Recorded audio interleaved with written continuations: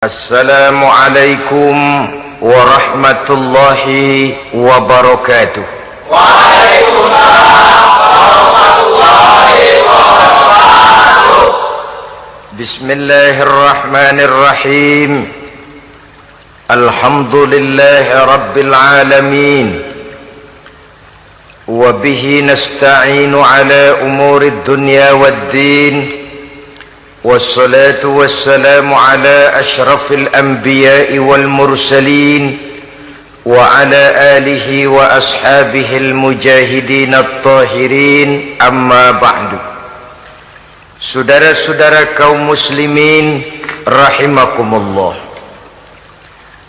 pembangunan fisik material yang tanpa diimbangi dengan nilai-nilai agama sering cenderung membentuk manusia yang materialistis. Tolok ukur dan sudut pandang dari segala persoalan hanya terbatas kepada benda yang nyata yang berada di sekitarnya. Akibatnya muncullah pola hidup konsumer yang tujuannya tidak lain adalah prestise, harga diri, kebanggaan, dan kemegahan. Maka terjadilah perlombaan di dalam mengejar sesuatu yang bernama materi. Mereka menyangka bahwa itu semua dapat mengekalkan kebahagiaan, dapat menunjang kehidupan yang langgeng. Ada yang berlomba-lomba mengejar-ngejar harta. Seluruh waktu dalam hidupnya habis untuk mengejar harta. Tidak peduli siang atau malam, sore atau pagi. Sujud tidak lagi sempat, Allah dilupakan dengan agama jauh. Ada yang berlomba mengejar-ngejar pangkat, jabatan, dan kedudukan. Tidak peduli menjilat ke atas, menginjak ke bawah, atau menyikut kiri dan kanan. Bahkan teman pun jadi lawan, lawan pun jadi teman. Bukan soal, yang penting pangkat terkejar.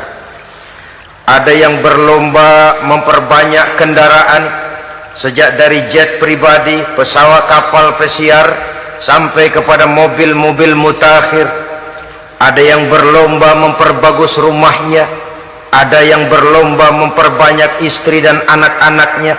Seluruhnya tenggelam di dalam perlombaan yang menurut ukuran mereka akan mendatangkan prestise, kemegahan, dan kebanggaan.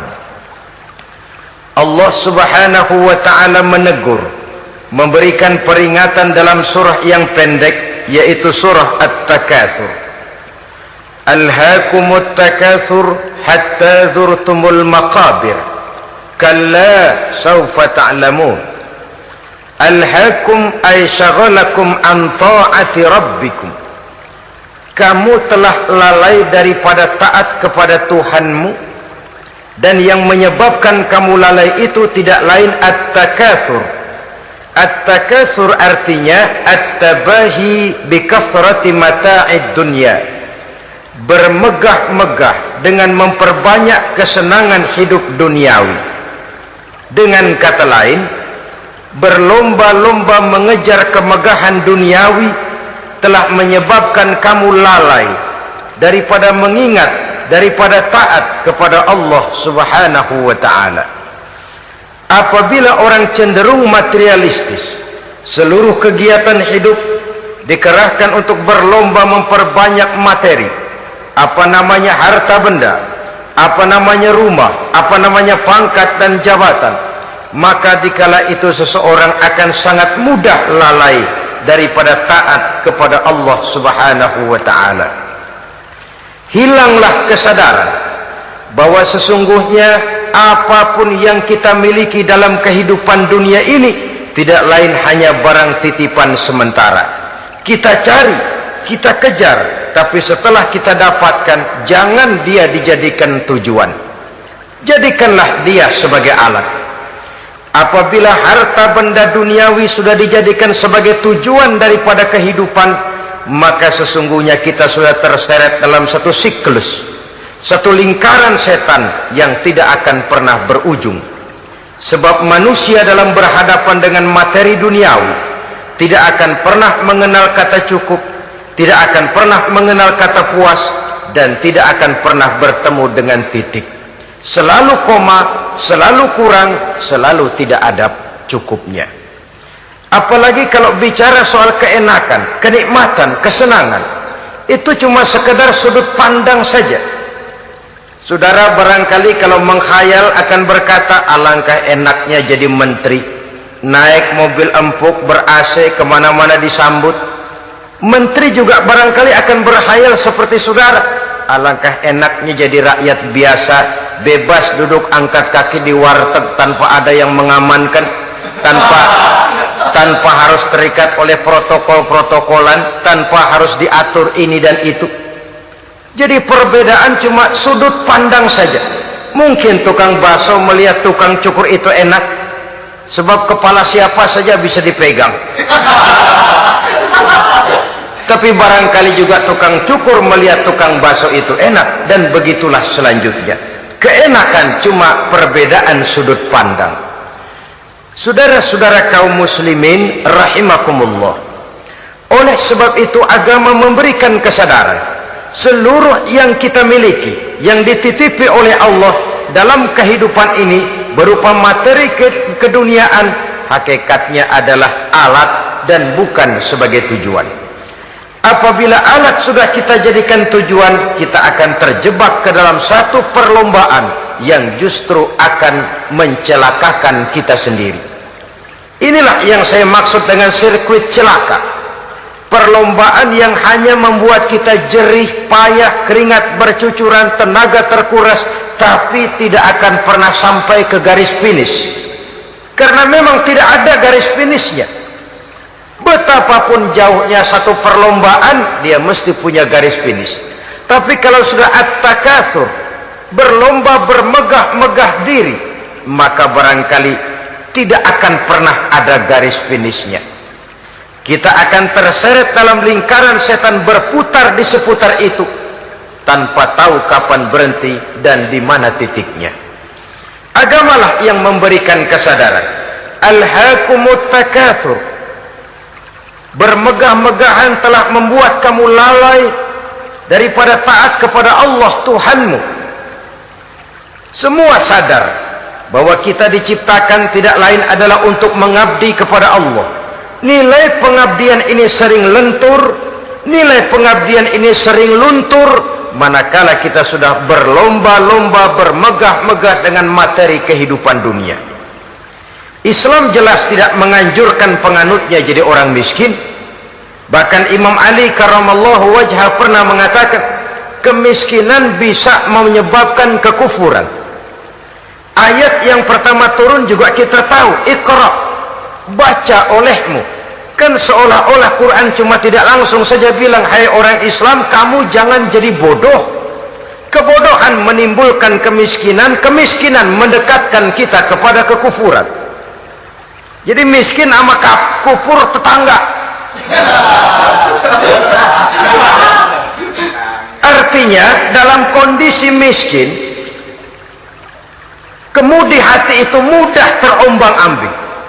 Oleh sebab itu sering kemiskinan umat Islam ini dimanfaatkan oleh orang-orang lain untuk menyebarkan agamanya. Padahal agama adalah soal keyakinan yang tidak mungkin ditunjang dengan supermi, ditunjang dengan beras, pakaian, obat-obatan, beasiswa. Agama adalah soal keyakinan. Keyakinan adalah soal kebenaran, dan kebenaran itu adalah milik bersama. Tujuan diciptakannya manusia tidak lain adalah untuk melaksanakan ibadah. Kalau orang tenggelam dalam perlombaan memperbanyak harta, mempertinggi kedudukan, memperindah segala macam yang sifatnya duniawi, biasanya itu akan membuat dia lalai dari taatnya kepada Allah Azza wa Jalla. Kadang bukan hanya lalai daripada taat, juga sering terjebak kepada maksiat. Karena kalau pola pandang dan tolok ukur sudah benda duniawi semata-mata, sangat tidak mustahil orang lalu terjebak ke dalam prinsip menghalalkan segala cara. Asal sudah tujuan tercapai, cara apapun halal. Akhirat nomor 18. Nah, bukankah memang barangkali kita sejak kecil sudah dilatih untuk materialistis. Umpamanya kita hanya sering dilatih untuk takut kepada yang konkret-konkret saja, takut kepada yang nyata-nyata saja. Seorang ibu kalau menakuti anaknya, aduh nak, kenapa ini kau kerjakan, kalau bapakmu tahu, waduh habis kamu.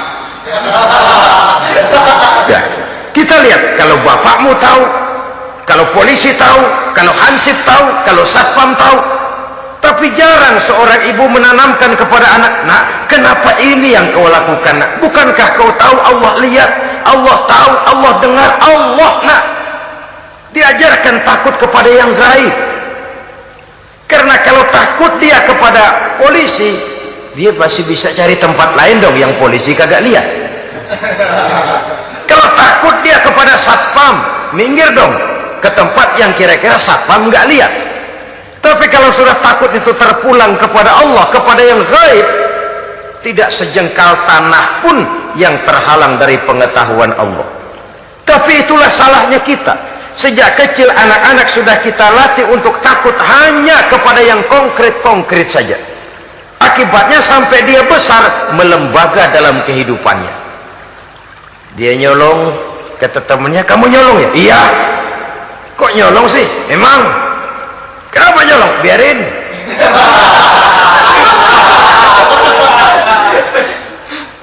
Kamu kan tahu Allah lihat? Tahu. Kenapa nyolong juga? Biarin. Asal orang jangan lihat, kalau Allah mah lihat, dia kagak ribut. Allah enggak ribut katanya. Nah, ini kan satu refleksi yang timbul daripada kenyataan. Jikalau orang hanya dijejali rasa takut kepada yang konkret-konkret saja, kepada yang zahir-zahir saja, yang akan tumbuh lalu mental kucing. Sopan, tenang, kalem, ayem, nggelenggem. Kalau ada orang, sedikit orang meleng, kucing kelihatan watak aslinya. Saudara-saudara kaum muslimin rahimakumullah. Oleh sebab itulah maka agama lewat surah yang kita bicarakan pada pertemuan ini memberikan peringatan. Kala, jangan begitu dong. Kamu boleh mencari dunia, silahkan cari harta yang banyak, cari pangkat yang tinggi, tapi jangan itu membuat kamu lalai daripada taat terhadap Allah subhanahu wa ta'ala. Jangan karena keinginan mendapat harta yang sebanyak-banyaknya lalu melakukan segala macam cara asal tujuan tercapai. Itu sudah membuat kita lalai. Jangan karena ingin mengejar kedudukan yang tinggi lalu jilat atas injak bawah, nggak mempan jilat, dukun dipakai.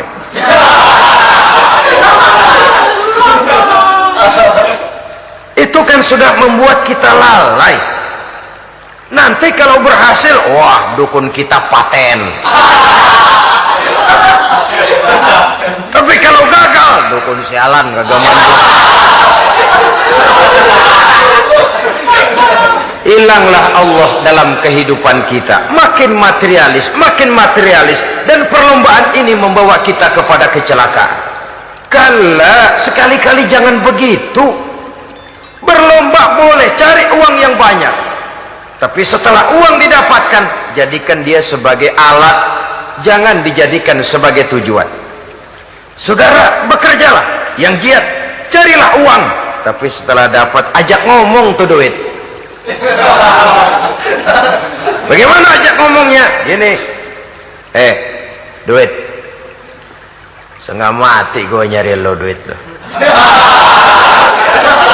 Sore, pagi, siang, malam, peras keringat, banting tulang kaki jadi kepala, kepala jadi kaki, nyariin lo duit.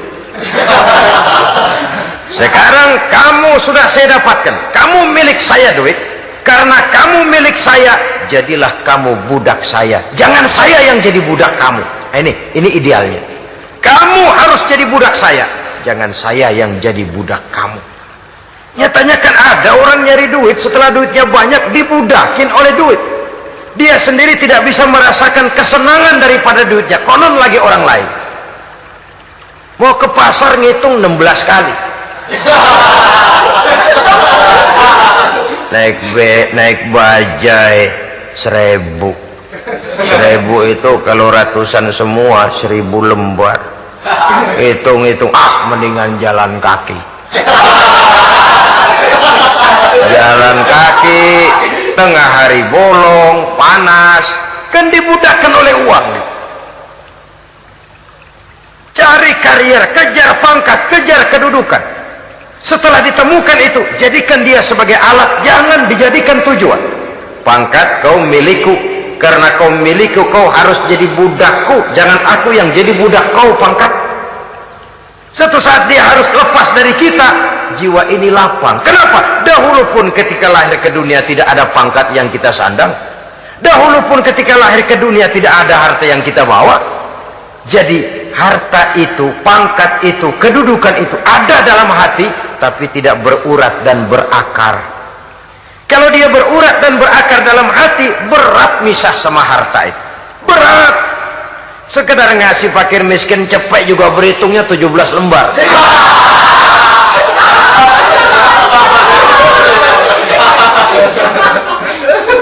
Dengar di kantornya mau ada mutasi, pindah dia dari tempat basah ke tempat kering, baru berita burung udah meriang duluan.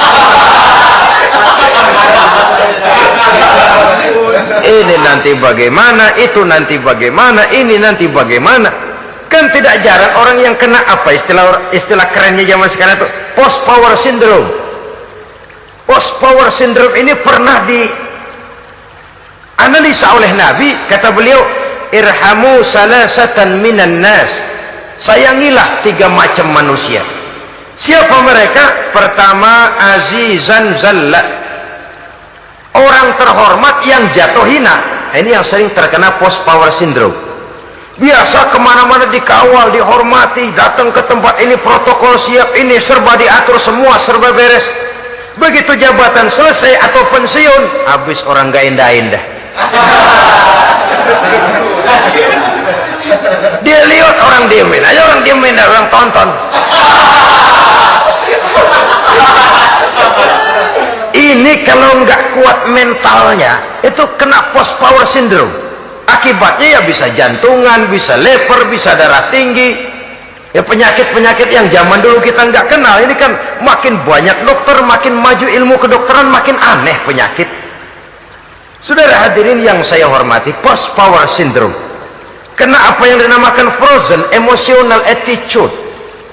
Tidak kuat menghadapi kenyataan. Azizan zalla, orang terhormat yang jatuh hina, itu sangat perlu dikasihani. Yang kedua, ghaniyan qadif taqor, orang kaya jatuh miskin. Ini juga sama, biasa hidup apa ada, serba ada, lalu harus hidup apa adanya. Ini kalau kurang-kurang kuat benar-benar membleh.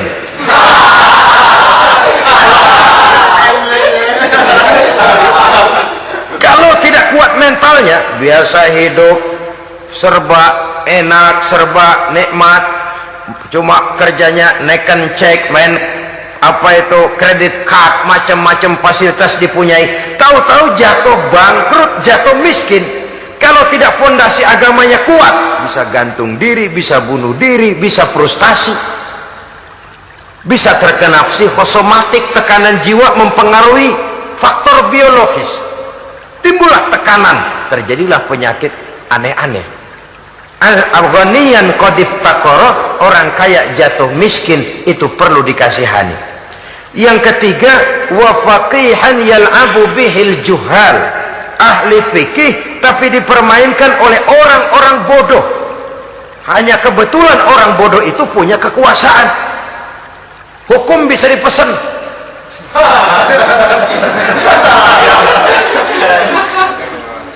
Aturannya haram, Ustaz, ada haram dikit aja dah.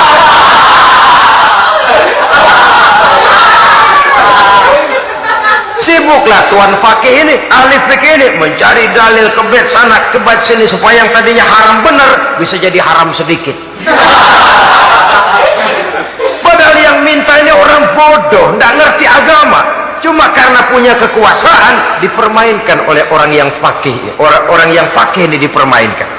Kasihan orang yang seperti itu. Wa faqihan yal'abu bihil juhal, ahli fikih tapi dipermainkan oleh orang-orang bodoh. Akibatnya harismanya hilang, wibawanya lenyap.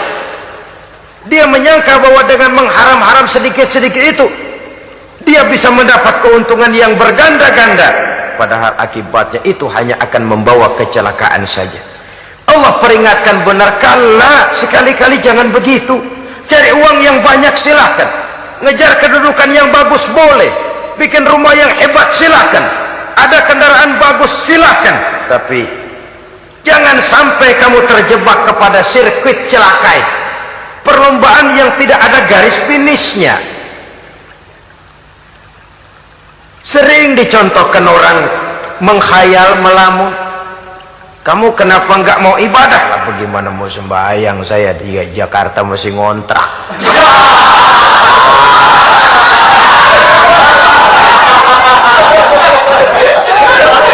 Bingung, tiap akhir tahun kontrakan habis. Kalau punya rumah sendiri walaupun kecil-kecilan, tenanglah saya ibadah. Baiklah, oleh Allah diberikan rezeki, bisa bikin rumah walaupun kecil-kecilan.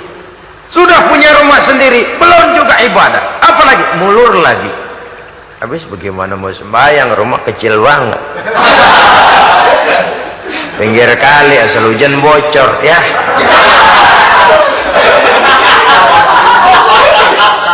Kalau bisa punya rumah permanen, rajin dah ibadah dah. Iyalah, diberikan rezeki, bisa bikin rumah besar, kamarnya banyak, halamannya luas, kendaraan belum ada, perabotan belum lengkap. Sudah ada kendaraan, belum kayak orang-orang. Sudah kayak orang-orang, masih sama dong, kudu di atas. Kapanlah selesainya? Kala, sekali-kali jangan begitu. Jangan kamu mengumpulkan harta bermegah-megah membuat kamu lalai dari taat kepada Tuhanmu. Engkau tinggalkan rukuk dan sujud, engkau jauh dari masjid, engkau kering dari kehidupan beragama. Sebab itulah maka pembangunan fisik material tidak bisa dipisahkan dengan pembangunan mental spiritual. Tidak hanya cuma dalam teori, tapi juga harus dalam praktek. Selalu pembangunan yang hanya mengarah kepada fisik material, jauh dan kering dari agama, hanya akan melahirkan manusia-manusia materialistis yang terjebak di dalam sirkuit celaka, perlombaan yang tidak pernah mengenal garis finish. Sebab itu agama mengajarkan, orang kaya itu siapa sih? Yang banyak duit? Belum tentu. Yang kebunnya di mana-mana ngebelatak? Belum tentu. Yang pabriknya selebar-lebar? Belum tentu. Yang punya segala macam peternakan, dari peternakan gajah sampai peternakan kutu?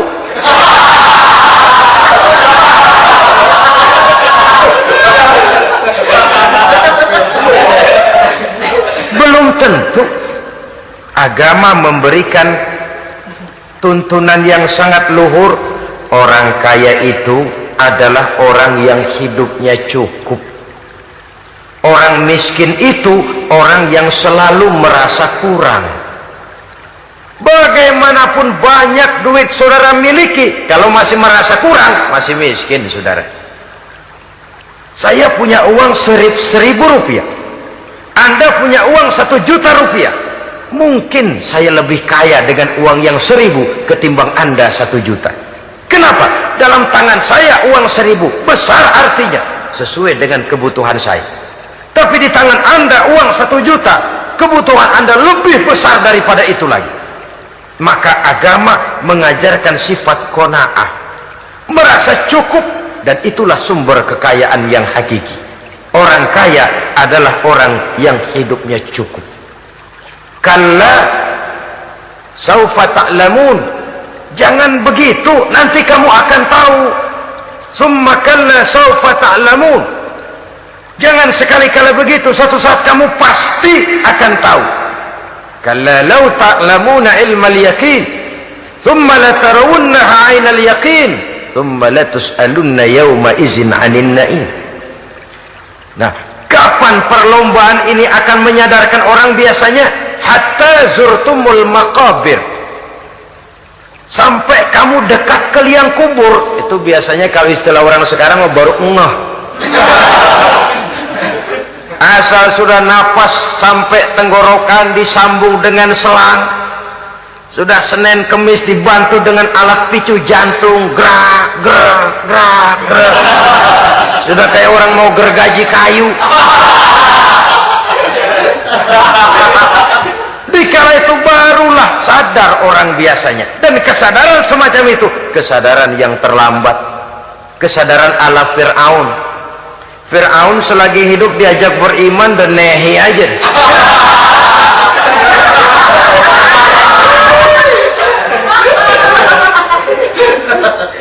Tapi ketika dia tenggelam di lautan merah bersama seluruh tentaranya, dikala napas hampir terputus, keluar ucapannya, amantu bi Rabbi Musa wa Harun. Aduh, kalau begini mah saya juga percaya kepada Tuhannya Musa dan Harun. Saya beriman kepada Allah. Lagi timbul tenggelam mau sekarat baru beriman. Hatta zurtumul maqabir. Kamu telah lalai dari sebab bermegah-megah sampai kamu masuk ke liang kubur, dekat ke liang kubur. Kalimat zurtum di sini menjelaskan bahwa kubur itu tidak selamanya. Zurtum itu dari kalimat zaro ya zuru, berziarah. Orang berziarah kan sebentar. Ke kubur itu sama dengan berziarah kita di situ. Sebentar, tidak akan selamanya, tidak akan kekal dalam kubur. Bahwa kubur itu cuma satu halte dari sekian halte yang harus kita jalani. Hatta zurtumul maqabir ay muttum wa dufintum fil kubur. Sampai kamu mati, dikubumikan dalam kubur, barulah kamu sadar bahwa perlombaan itu hanya sia-sia. Bahwa perlombaan itu tidak akan pernah mengenal garis finish. Bahwa perlombaan itu akan membuat kamu celaka. Begitulah umumnya kebanyakan orang yang terjebak ke dalam paham materialis, baru menyadari kesalahan langkahnya pada saat napas sudah sampai di tenggorokan. Ternyata uangnya yang miliaran rupiah tidak sanggup menyambung nafasnya. Ternyata kendaraan yang serba mewah berkilat tidak sanggup meneruskan kehidupannya. Ternyata pangkat jabatannya yang tinggi yang membuat dia menyebabkan temannya jadi lawan, lawannya jadi teman, tidak akan sanggup menghentikan sang malaikat maut. Kalau keadaan sudah begitu, baru sadarlah kita terlambat. Karena saat seperti itu akan dihadapi oleh setiap orang. Kala, jangan begitu. Sadarlah kamu bahwa kalau sudah dekat ke liang kubur kamu baru insaf, itu terlambat. Sebelum nafas sampai di tenggorokan, pintu taubat masih selalu terbuka. Tapi manakala nafas sudah sampai di tenggorokan, tertutuplah pintu taubat untuk orang yang bersangkutan. Oleh sebab itu, perlombaan dengan bermegah-megah terhadap materi duniawi, tolok ukur dan pandangan hidup yang terbatas kepada wujud benda semata-mata, memang sering menyebabkan orang lalai, sering menyebabkan orang lupa diri, tidak sadar tentang hakikat yang terpenting dari kehidupan ini, yaitu tentang dari mana dia datang, di mana dia sekarang, dan kemana dia akan pulang. Sungguh, ilmu pengetahuan tidak akan pernah mampu menjawab persoalan ini.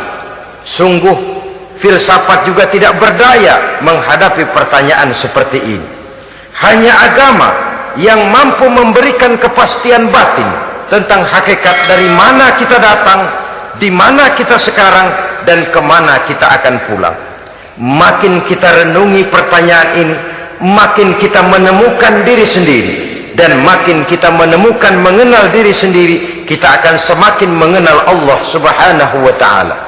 Semakin kita mengenal Allah, maka akan semakin terpanggil kita untuk dekat dengannya, mentaati segala perintahnya, dan berupaya menjauhi segala yang dilarangnya.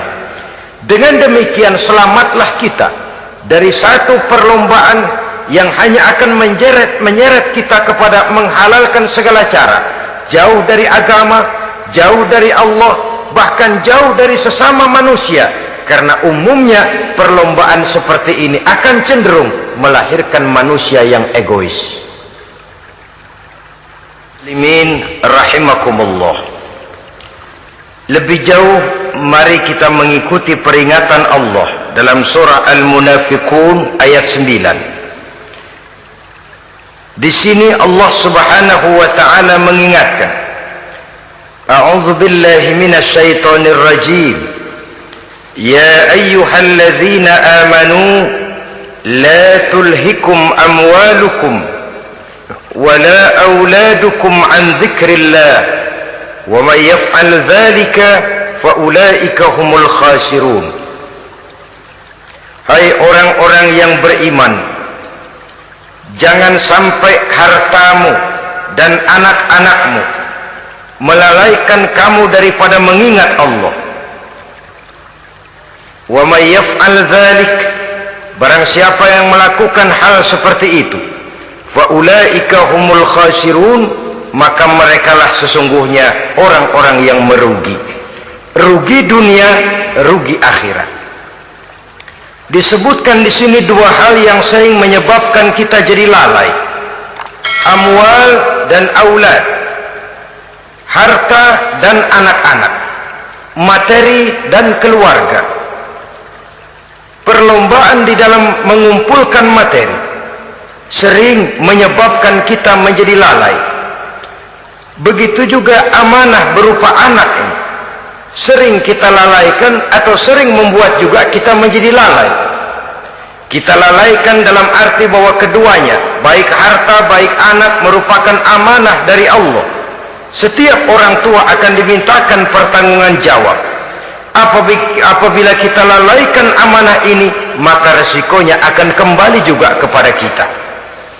Tapi satu hal yang jelas dalam ayat 9 surah Al-Munafiqun ini, bahwa perlombaan memperbanyak harta dan anak-anak yang masuk dalam kelompok at-takatsur itu tadi akan menyebabkan orang khasiru, termasuk ke dalam kelompok orang-orang yang rugi.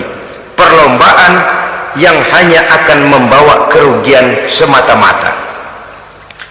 Kemudian di dalam satu hadis Rasulullah sallallahu alaihi wasallam memberikan peringatan.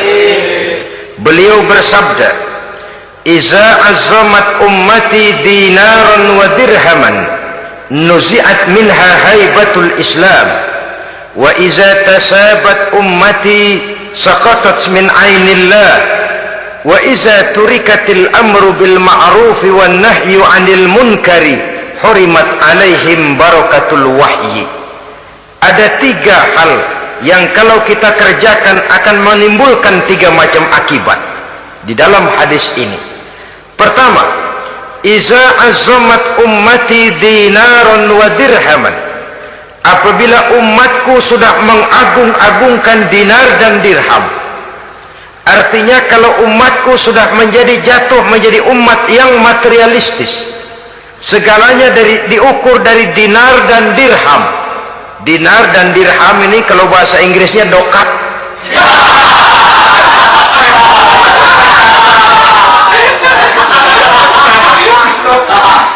Segalanya diukur dari segi dinar dan dirham saja. Nuzi'at minha haibatul Islam, akan dicabutlah kehebatan Islam dari mereka. Memang ada kalanya kita berkata bahwa tanpa uang kita tidak bisa berbuat apa-apa.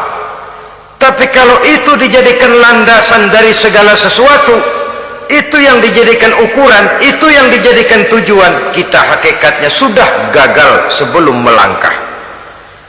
Apapun saja profesi kita, apabila sudah menjadi pendewa dinar dan dirham, akan hilanglah kehebatan Islam, akan dicabut kehebatan Islam itu. Umat Islam bisa dibeli, ulama bisa dikontrak, kiai bisa dicarter. Saudara hadirin ma'asyiral muslimin rahimakumullah, apabila umatku sudah membesar-besarkan dinar dan dirham, bermegah-megah dengan itu, berlomba-lomba memperbanyak itu yang menjadi tujuan dan tolok ukur dari segala kegiatan, nuzi'at minha haibatul Islam, akan dicabutlah kehebatan Islam. Hilang itu wibawa.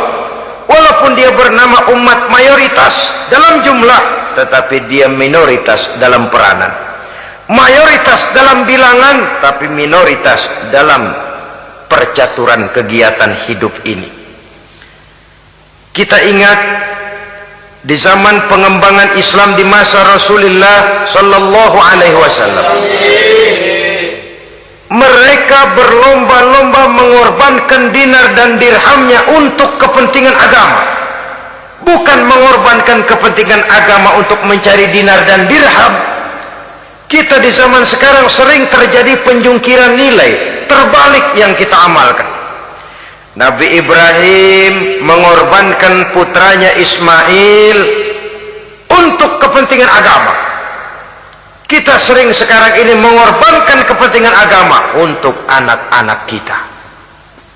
Dulu anaknya yang dikorbankan buat agama, sekarang agamanya dikorbankan buat anak. Dulu dinar dan dirham dibelanjakan untuk menopang agama, sekarang agama dijadikan alat untuk mencari dinar dan dirham. Saudara-saudara kaum muslimin rahimakumullah, memang apabila dinar dan dirham digunakan untuk penyangga perjuangan, itulah idealnya. Saya katakan tadi, dinar, dirham, uang, dunia cuma sekedar alat, bukan sekedar tujuan. Kita memerlukan alat ini. Membangun pesantren tidak cukup dengan semangat, membangun rumah sakit Islam tidak cukup dengan pidato, membangun masjid tidak cukup dengan semangat menggebu-gebu. Kita perlu semen, kita perlu pasir, kita perlu batu kali, kita perlu besi, dan itu semua beli. Tidak turun dari langit seperti turunnya embun di waktu pagi. Tidak mungkin rumah sakit Islam muncul ke permukaan hanya dengan sim salabim abra-gedabra.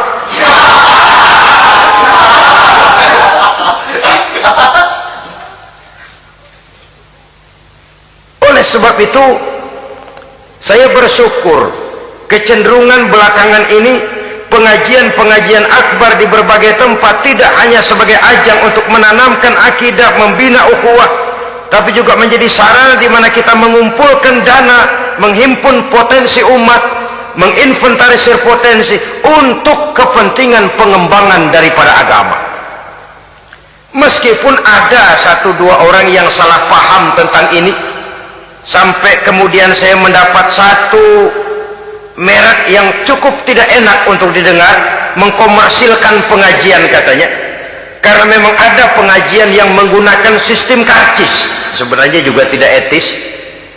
Undangan berikut infak yang seluruh hasilnya digunakan buat kepentingan agama, apakah itu rumah sakit, apakah itu madrasah, apakah itu masjid, dan satu sen pun saya tidak menuntut bagian dari itu.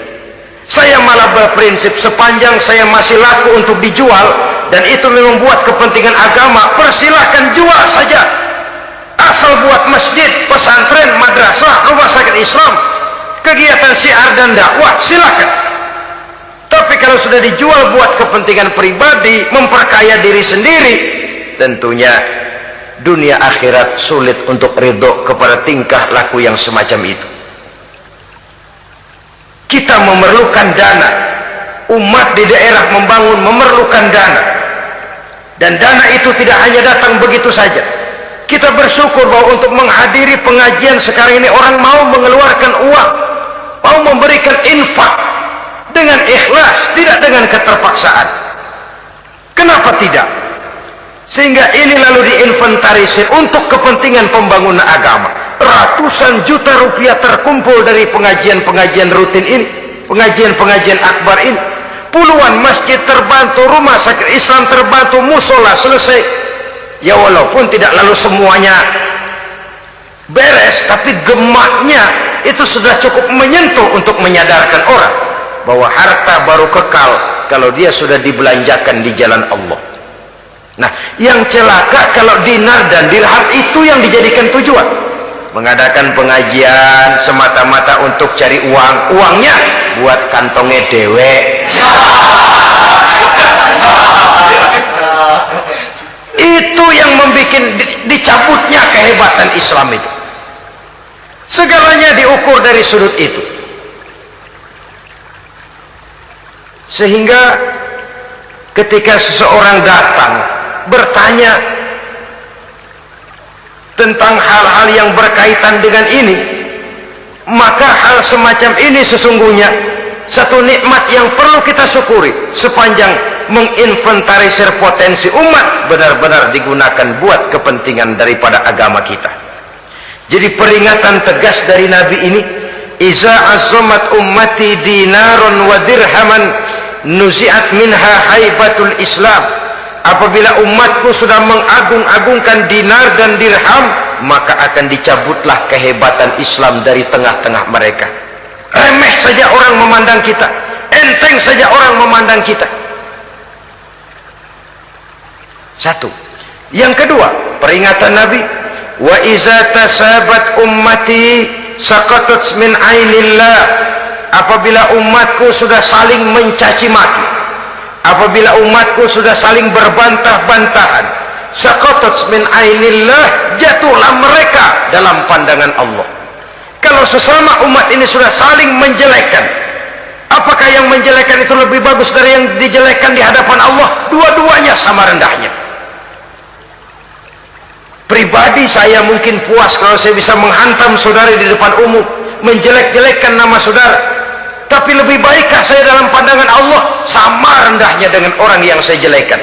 Itu pun kalau yang dijelekkan benar-benar jelek. Kalau cuma sekedar fitnah, wah, lebih celaka lagi nasib si orang itu tadi. Ini artinya menyadarkan kita bahwa umat ini sudah diikat dengan akidah. Beraneka ragam kita, tapi harus ada kebersamaan. Berbeda kita, tapi harus satu, sebagai satu ummatan wahidah, satu umat yang satu. Oleh sebab itu, persamaannya lah yang harus kita angkat ke permukaan, bukan perbedaannya yang kita perbesar. Sudah datang waktunya umat Islam bangun dari tidurnya, jangan lagi dibuai oleh irama mayoritas. Sudah lewat masanya kita bertengkar karena persoalan-persoalan kecil yang tidak prinsip.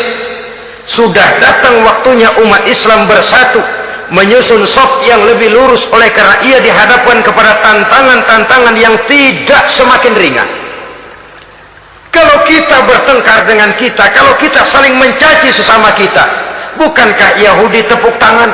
Bukankah Nasrani menari-nari? Bukankah pihak ketiga akan menangguk di air keruh? Dan kerugian akan terpulang kepada kita semua. Tapi inilah realita, bahwa yang kita hadapi ini sesungguhnya musuh kita di luar kita, bukan di dalam kita. Apakah itu kemiskinan, kebodohan, maksiat, munkarat, ketidakadilan, kezaliman, kesewenang-wenangan, dan lain sebagainya.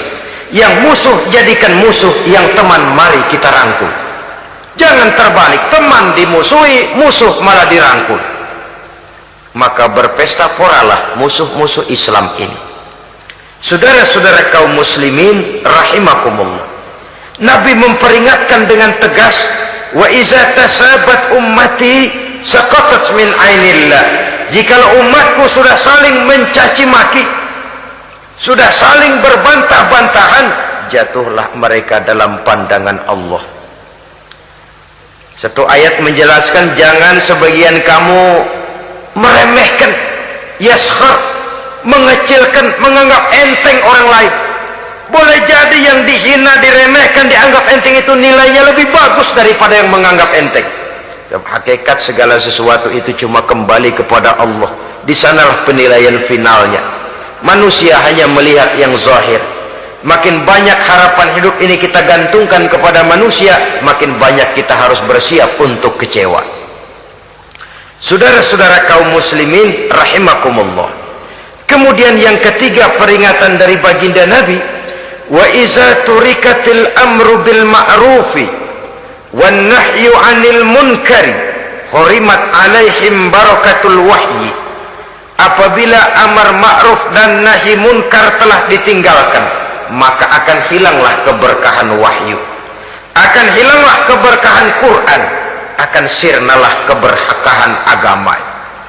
Amar ma'ruf dan nahi munkar ditinggalkan, artinya di tengah masyarakat sudah tidak ada lagi yang menyuruhkan ini baik, ini tidak baik, ini halal, itu haram.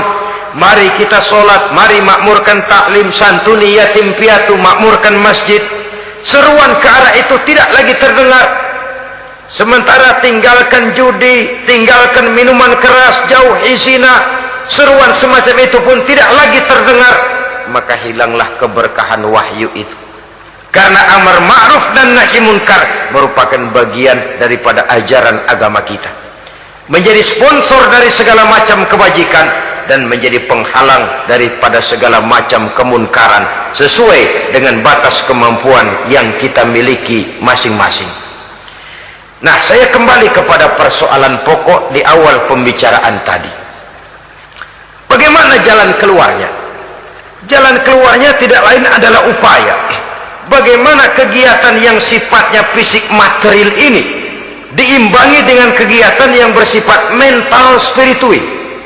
Upaya menghidupkan majelis-majelis ta'lim, upaya memakmurkan masjid-masjid sebagai laboratorium rohani untuk mewujudkan keseimbangan dalam pola pikir yang akan berlanjut dalam gerak hidup yang kemudian akan tertuang dalam segala perbuatan manusia. Apabila sudah terwujud kepincangan dalam pola pikir, akan pincanglah caranya bertindak dan berbuat, akan pincanglah pandangan hidupnya, akan pincanglah orientasinya di dalam kehidupan ini. Oleh karena itu, Islam dalam berbagai aspek kehidupan mengajarkan sistem keseimbangan. Mencari harta boleh, tapi tidak boleh keluar dalam kerangka fastabiqul khairat. Berlomba-lomba silakan, tapi untuk kebaikan. Bukan untuk bermegah-megah, bukan untuk menumbuhkan gengsi, bukan untuk meninggikan prestise dan harga diri, tapi fastabiqul khairat, berlomba-lomba di dalam mengejar kebajikan, di dalam menyebarkan kebaikan. Bukan sekedar berlomba-lomba, tapi tolong menolong, bantu membantu. Ta'awanu 'alal birri wat taqwa wa la ta'awanu 'alal ismi wal udwan. Bertolong-tolonganlah kamu di dalam kebaikan dan takwa, jangan bertolong-tolongan di dalam perbuatan dosa dan permusuhan. Kerjasama di dalam kebaikan, kerjasama di dalam ketakwaan. Ada satu contoh yang menarik bahwa umat Islam di dalam ia menjalin kebersamaan itu harus seperti orang main sepak bola. Saudara lihat, orang main sepak bola, kalau pertandingan belum dimulai, silahkan kumpul di luar lapangan, atur strategi yang baik. Tapi kalau pertandingan sudah dimulai, turun ke lapangan hijau, jangan kumpul terus. Masa ada sepak bola gotong royong, groyok ke sana, groyok ke sini, ya kalah terus. Harus ada yang jadi penyerang tengah, kan begitu toh sepak bola. Harus ada yang jadi kiri luar, kanan dalam, striker, back, penjaga gawang. Yang penting kerjasama, teamwork, lalu mampu menciptakan operan-operan. Yang jadi back jangan ngiri sama yang jadi penyerang tengah. Jangan hasut, sebab bagaimanapun juga andai kata si penyerang tengah berhasil menjaringkan bola ke gawang lawan, kan kemenangan bukan kemenangan satu orang, kemenangan satu kesebelasan, kemenangan satu tim.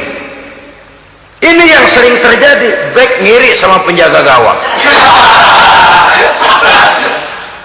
lalu penjaga gawang ngiri sama penyerang tengah, penyerang tengah ngiri sama kiri luar. Ya kapan mau menggolkan ke gawang lawan? Kita ini satu kesebelasan, posisi boleh berbeda. Umat Islam itu harus ada yang jadi camat, lurah, bupati, gubernur, menteri, jadi jenderal, jadi konglomerat, jadi pengusaha, jadi teknokrat. Yang penting kerjasama, teamwork, mampu menciptakan operan-operan yang akurat.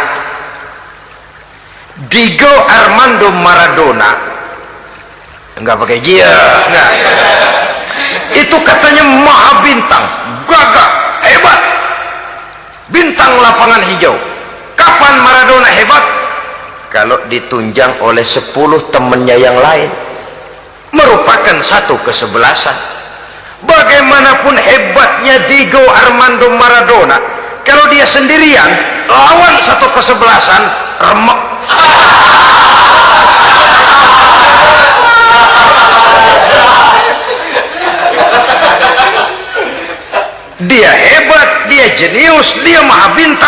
karena dapat operan dari teman-temannya, bukan jegalan, operan. Jadi oleh sebab itu bagaimana kita menciptakan operan-operan akurat yang akan melahirkan kebersamaan di tengah-tengah umat. Artinya satu contoh saja, misalnya seorang pengusaha besar oleh karena kesibukannya di dunia bisnis tidak perlu jadi ketua pembangunan musola, tapi kalau ada musola belum selesai, operan. Operannya itu yang penting. Apa yang dioper itu? Semen, apa batu kali, apa besi, yang penting operan. Operannya akurat.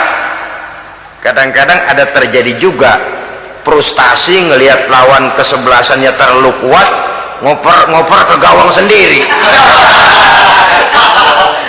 Jebol. Kan sering terjadi begitu. Muslim didukung oleh umat Islam, ketika punya posisi menguntungkan malah mempersulit Islam. Ini kan ngoper ke gawang sendiri, bunuh diri namanya. Boro-boro jebolin gawang lawan, asal jangan bunuh diri juga lumayan. Jadi kalau saja kita mampu menciptakan kebersamaan seperti ini, baju boleh berbeda, seorang muslim boleh dibungkus baju abri, boleh dibungkus baju dokter, boleh dibungkus baju teknokrat, boleh dibungkus baju konglomerat, sekedar baju. Tapi kalau terbukalah baju itu, kelihatan dadanya, terbersit nilai imannya, meresap sampai ke tulang sumsumnya, dan pada saat Islam dikuti-kuti akan timbul kecintaannya, akan timbul saya muslim dan saya bangga dengan Islam saya muslim dan saya mau berbuat untuk Islam saya muslim dan saya siap mati untuk Islam saya. Dengan baju apapun dia terbungkus, kalau roh, jiwa dan semangat semacam ini tertanam, saya yakin kita umat Islam akan mampu berbuat lebih banyak dengan mewujudkan operan-operan akurat yang sangat diharapkan oleh umat itu tadi. Oleh sebab itu, saudara-saudara kaum muslimin rahimakumullah, baju boleh berbeda, bendera boleh beraneka warna, tapi jikalau bernama muslim, persamaannya yang dicari, jangan perbedaannya yang diperbesar. Nilai persaudaraan yang diikat dengan akidah semacam inilah yang banyak dicari orang, yang banyak menyebabkan orang masuk Islam. Di mana masjid kelihatan benar sebagai simbol kehidupan demokrasi dalam menciptakan ukhuwah, wawasan ukhuwah ini.